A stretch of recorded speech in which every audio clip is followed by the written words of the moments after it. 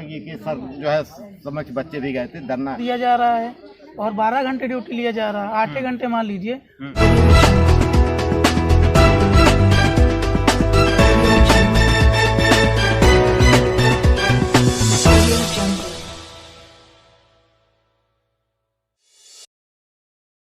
Top तक news में आपका हार्दिक स्वागत है। मैं सिद्धार्थ मौर्य आ चुका हूं कानपुर रोड की एलडीए कॉलोनी में और यहां पर एग्जाम चल रहे हैं एनएचएम के और यहां पर बहुत सारे लोग हैं। हम उनसे बात करते हैं बेरोजगारी का, धार्मिक चीजों का, क्योंकि आजकल यूपी में धर्म ज्यादा, हिंदू मुस्लिम ज्यादा किया जा रहा है और राजनीतिक मुद्दे ज्यादा उठाए जा रहे हैं, बल्कि शिक्षा का कहीं किसी तरीके का कोई नामो निशान नहीं है। भ्रष्टाचार आए दिन बढ़ता जा रहा है। हमारे साथ बहुत सारे लोग हैं, हम उनसे बात करना चाहेंगे। यहाँ पर जो युवा पीढ़ी है वो ज्यादातर है और इनके सामने एक मुद्दा हमेशा उठ करके आता रहता है जो एक बेरोजगारी का है, और बेरोजगारी पर जो भाजपा सरकार है वो मुद्दा नहीं उठाती। वो हमेशा धर्म की राजनीति करती है, धर्म के नाम पर लोगों को लड़ाती है और उनसे वोट मांगती है।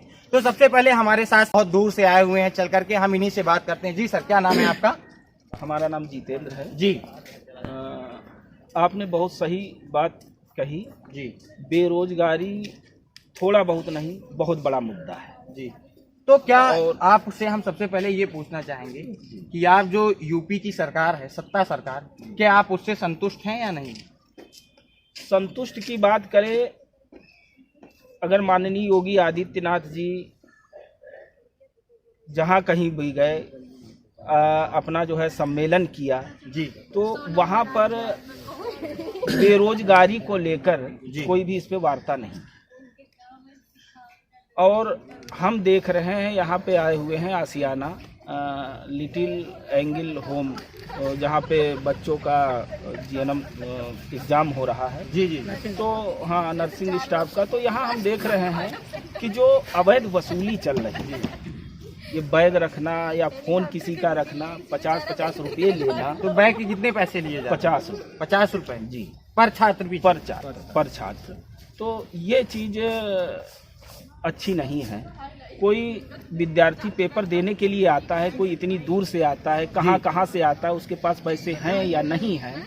तो ये विद्यालय की जिम्मेदारी है कि जो भी बच्चे आए हम उनका निःशुल्क बैग जो है उसका रखवाएं। वैसे जो एजेंसियां एग्जाम कंडक्ट करा रही हैं उससे द्वारा विद्यालय को या संस्था को पैसे तो दिए जाते हैं विद्यालय के लिए, विद्यालय पे मतलब ये परमिशन नहीं दी जाती कि आप किसी चीज का पैसा लीजिए। जी, ये तो जो है गवर्नमेंट उनको पैसा देती है। जी हाँ, ये भाई उनको, लेकिन फिर भी यहाँ पे अवैध वसूली चल रही है। तो इसकी आपने कंप्लेन किया क्या?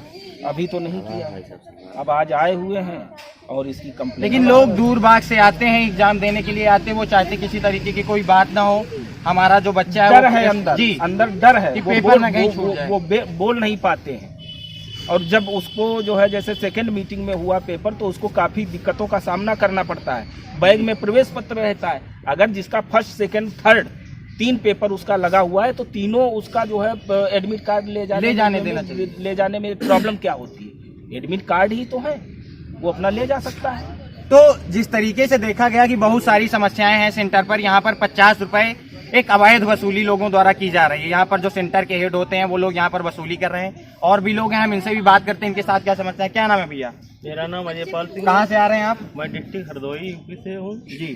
क्या समस्या है यहाँ पे सेंटर पे? आप देख रहे हैं आग भी जल रही है कि नहीं जल रही है? आग तो हमको लग रहा खुद ही जलाए आप अभी। नहीं, आग जल रही थी और मैं आया तो यहाँ पे आग जल रही थी। बहुत सारे बच्चे, मेरे भाई बहन सब लोग ताप रहे थे। उसके बाद सेंटर का एग्जाम का टाइम हुआ तो गेट खुला, कुछ बच्चे धीरे धीरे जाने लगे। तो आपके हिसाब से यहाँ सारी व्यवस्था समुचित है? नहीं, मेरे हिसाब से तो नहीं। मैं अगर यहाँ पे सही हूँ, मेरा यहाँ पे कुछ है तो सबका थोड़ी है। बहुत दूर दूर से बच्चे आए, सबको नहीं, लेकिन कुछ लोगों को बहुत कष्ट करना पड़ रहा है यहाँ पे। जो भैया ने अभी बताया तो उनकी बात सही है, मैं इस बात पे सहमत हूँ। अगर बच्चा अपना कोई कदम उठाना चाहे आगे तो उठा नहीं सकता। जिस हिसाब से ठंड का प्रकोप है, मैं खुद ही देखिए कांप रहा हूँ, ठंड लग रही है, उस हिसाब से अलाव की व्यवस्था 1-2 और होनी चाहिए थी कि नहीं होनी चाहिए? हाँ, होनी चाहिए थी, लेकिन और कल कुछ समस्याएं भैया देखने को ये आई हैं कि कल अंदर 1-2 बच्चे हैं जो बेहोश हो गए थे, उन्हें पानी तक नहीं दिया गया है। इसमें हमको जानकारी मिली थी कि जिन लोगों को टॉयलेट लगी उनको टॉयलेट तक नहीं जाने दिया। टॉयलेट तक नहीं जाने नहीं देते। जाने दिया गया है, क्योंकि जब तक एग्जाम नहीं हो जाएगा जी। तो वो टॉयलेट नहीं जा सकता है। तो ये तो सारे सेंटरों पे अब परमिशन दूसरी होती बात है। मैं इस पे ये कहना चाहूँगा, चाहे लेटरिन बाथरूम हो, ये आदमी के बस का नहीं है। जी, ये सारी नेचुरली चीजें ठीक होती है, हैं। सारी नेचुरली चीज होती है। और दूसरी बात ये है, अगर उसको प्रॉब्लम हो रही है, कहाँ पे?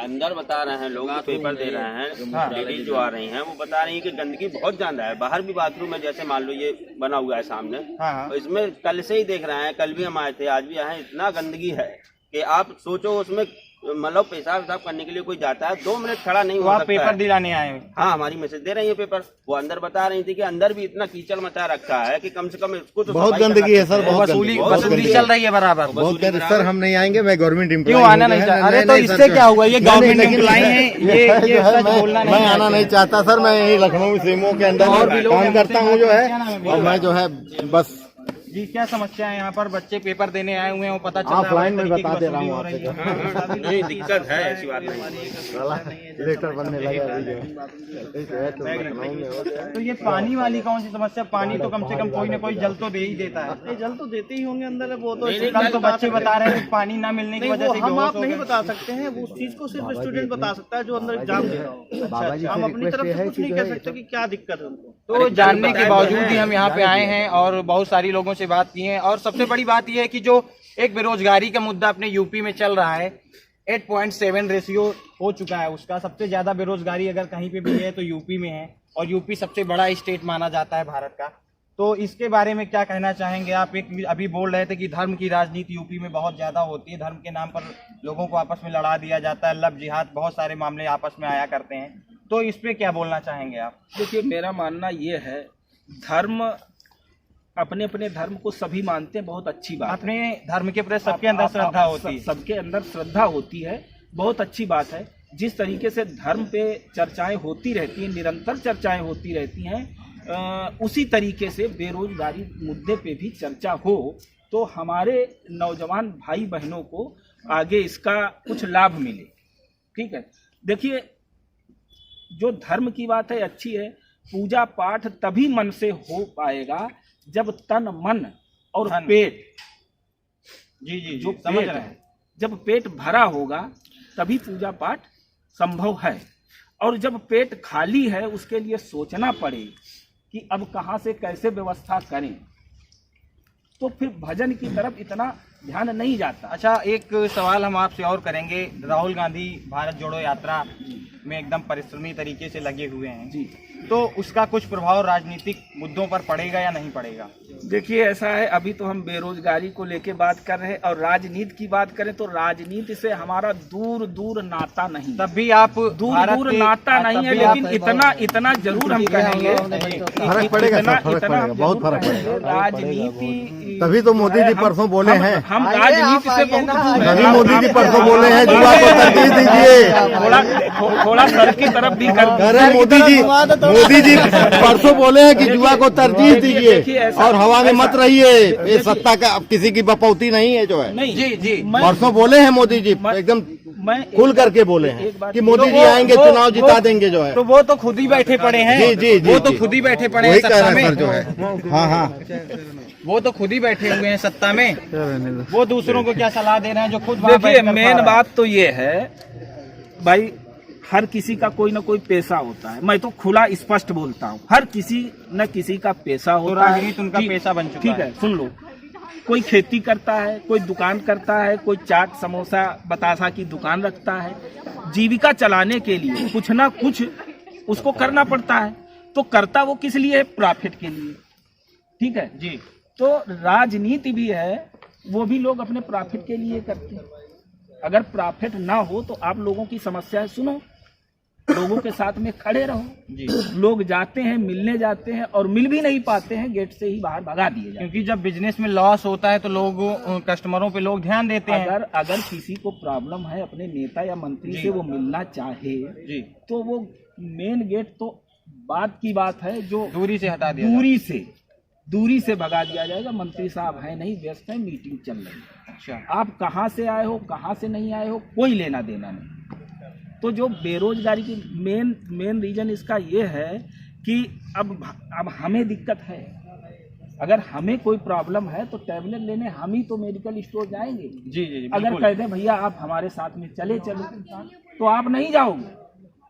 ये हमारा पर्सनल मामला है, हमें दिक्कत है तो हम बोल रहे हैं। और बेरोजगारी कोई मेरे लिए थोड़ी ना है, आप सब लोगों के लिए, सारे लोगों के लिए है, लेकिन सब लोग बोलना नहीं चाह सब रहे लोग हैं। बोलना नहीं चाह रहे एक हम लास्ट बात आपसे और एक क्वेश्चन कर रहे हैं, 2024 में जो लोकसभा चुनाव है किसकी सरकार बनेगी? देखिए, हम बार बार यही कहना चाहते हैं, राजनीति से हम बहुत दूर हैं। आप एक शिक्षक हैं और हम राजनीति, हम शिक्षक नहीं हैं जी, हम शिक्षक नहीं हैं, हम राजनीति से बहुत दूर हैं। अच्छा। और आप बार बार हमको राजनीति में घसीट ले जाना चाहते हैं, लेकिन देखो राजनीति वो काली हांडी है वो काली हांडी है, अगर हम छू भी लें उसको, हाँ, तब भी हमारे लिए बेकार।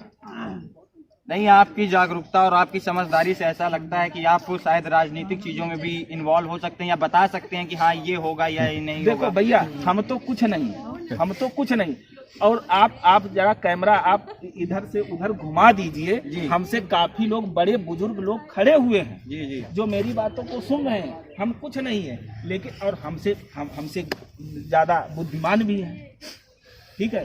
तो समझते सब हैं कि हमारे साथ समस्या क्या है वो है। हम दूसरा एक मेन चीज ये बता दें, हम ज्यादातर इतिहास को उठा के देखते हैं। हर किसी की एक चॉइस होती है। देखो, पहनने की चॉइस अलग होगी, खाने की चॉइस अलग होगी, बिल्कुल, गाड़ी पे चलने की चॉइस अलग होगी, ठीक है। तो हमारी चॉइस है ज्यादातर हम इतिहास उठा के देखते हैं। अच्छा, इतिहास का जब हम पेज पलटा है तब इतिहास ने बलिदान मांगा है, और जो आज के बलिदान मांगा है, और आज कल का युवा हमारा सो रहा है, उसके अंदर बलिदान करने की क्षमता नहीं है। हम देख तो रहे, ये खड़े हैं, खा रहे हैं, पी रहे हैं, चल रहे हैं, लेकिन इनके अंदर कोई भी किसी प्रकार की भावना नहीं। चलिए, बहुत बहुत धन्यवाद आपका। और हमारे साथ भैया जी, हम इनसे भी थोड़ा सा पूछना चाहेंगे। बेरोजगारी कारण ये है जी कि जितनी भी वैकेंसियां हैं सब कॉन्ट्रैक्ट बेस में चली गई हैं। कॉन्ट्रैक्ट ठीक है, और अभी जो है साहब थोड़ा भाग रहे हैं, इनको दिखा दीजिए। बताइए सर, आप डर रहे हैं? ये गवर्नमेंट एम्प्लॉई हैं और ये बोलने में थोड़ा सा इतना ज्यादा डर रहे हैं। मैं कह रहा हूँ सर, जो है अभी ये जो है बच्चे जीएनएम वाले, सबसे पहले हम आपसे ये बात पूछना चाहेंगे, आप स्वतंत्र हैं या स्वतंत्र नहीं है? स्वतंत्र तो है भी या नहीं। देखिए, गलत बात कोई नहीं कहता है, गलत बात कोई नहीं बोलता है, लेकिन ये है जो अपनी जो ये जो लखनऊ में वैक्सीनेशन हुआ, कोविड के वैक्सीन लगाए हैं, दूसरे के ये ठेके पे बच्चे रखे गए थे जो है 17,000 पे, ठीक है। और जब वैक्सीनेशन कम हो गया जो है तो उनको निकाल दिया गया, जिनको कोरोना वैरियर के नाम से बताया गया था। तो जो है, और जिस एजेंसी ने रखा था सर, जो है पैसा अच्छा खासा लिए थे बच्चों से, और 6-7 महीना ड्यूटी करा करके जो है उनको निकाल दिया गया। कितना पैसा दिया था आपने? अब जो है दिया गया था सर, बिना पैसे का किसी का हुआ नहीं। जो कितना दिया था? अब क्या बताओ सर, 2 लाख, 1.5 लाख, 2.5 लाख, 1 लाख, कितना दिया था? नहीं, 80,000 रुपये दिए। 80,000 दिया जी, था। जी, जी, 80,000। तो लगभग 7-8 महीने बाद हाँ, निकाल दिया गया। ब्रजेश पाठक जी के सर जो है समक्ष बच्चे भी गए थे धरना पर, जो है ज्ञापन वगैरह। तो सुनवाई तो कोई हुई नहीं होगी? कोई नहीं हुई सुनवाई, कोई नहीं। यहाँ पर फैकल्टी में बहुत सारे बच्चे धरना प्रदर्शन दे रहे थे, कुछ नहीं हुआ? कुछ नहीं हुआ। मेडिकल कॉलेज में भी बच्चे किए, वहाँ से भी मेडिकल कॉलेज में बच्चों का शोषण तक हुआ है। वहाँ भी जो है, जिसको मैं एग्जाम दिलाने लाया हूँ वो भी मेडिकल कॉलेज में। किसको दिलाने आए? बेटी आपकी? वाइफ की है हमारे। अच्छा जी, तो ये सारी समस्याएं बहुत सारी समस्याएं हैं, निकाल दिया गया। लोगों को संविदा पर रखने के बावजूद भी हटा दिया जाता है। जी, आप बेरोजगारी का मुद्दा बता रहे थे। बेरोजगारी कारण ये है कि जितनी वैकेंसी सब कॉन्ट्रैक्ट बेस में चली गई है। जी, जैसे कि अभी एनएम की वैकेंसी निकली थी, उसमें 12,000 दिया जा रहा है और 12 घंटे ड्यूटी लिया जा रहा है। 8 घंटे मान लीजिए, ड्यूटी लेने के बाद भी उनसे जबरदस्ती काम करवाया जा रहा है। कैसा काम? उसी मेडिकल से ही रिलेटेड या वही हॉस्पिटल पे? जैसे आपको पीएससी है, हाँ हैं, आपका जिला अस्पताल है, 2 बजे बंद हो जाता है, डॉक्टर के पास लगा है, स्टाफ वहाँ बंद हो गया, तो कहना आप 2 बजे के बाद वहाँ आ जाइए स्टोर रूम में।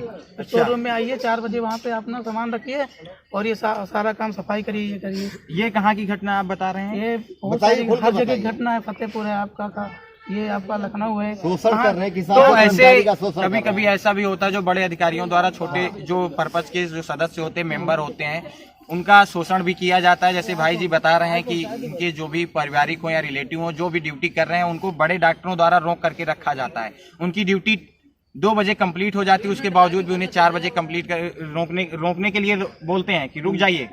तो इस तरीके से पहली चीज तो बेरोजगारी यूपी में बहुत ज्यादा है और अदर स्टेटों में भी है। यहाँ के युवा हमारे साथ थे जो जुड़े, और ऐसी सभी खबरों के लिए बने रहे हमारे साथ। टॉप तक न्यूज में मैं सिद्धार्थ मौर्य, संवाददाता, गोमती नगर।